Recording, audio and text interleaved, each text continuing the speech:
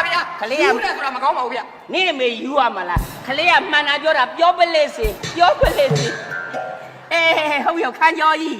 ဟုတ်ပြီမင်းကလူပြေကနေပြီးတော့ဒီငရဲကြီးကိုဝင်ရင်အဘွားနဲ့ဘလို့ရောက်လာတာတုံးရမမင်းစဉ်းစားကြည့်ရမမင်းစဉ်းစားမယ်ခန့်ကျော်ကြီးစဉ်းစားကြည့်ဟုတ်ပြီကဘာမှာရှာလို့မတွေ့တဲ့လူကြီးစဉ်းစားကြည့်စေနာပြအောင်မပြောနဲ့ကွာရပြီအဲ့လောက်ဆိုလုံလောက်ပြီကျွန်တော်ပြော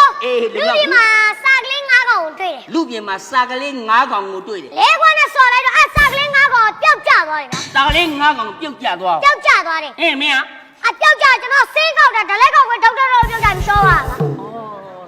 မဒီကလေးကကောင်းမှုကုသိုလ်လုပ်တာဟုတ်တယ်ဘူးလေအမမင်းမှန်လားပါဗျာဒီလိုသူတို့ဘာအသက်ကိုတတ်တယ်ဆိုတာဒါပြာနာတိပြတာကန်ထိုက်တယ်ပါဏာတိပါဒာ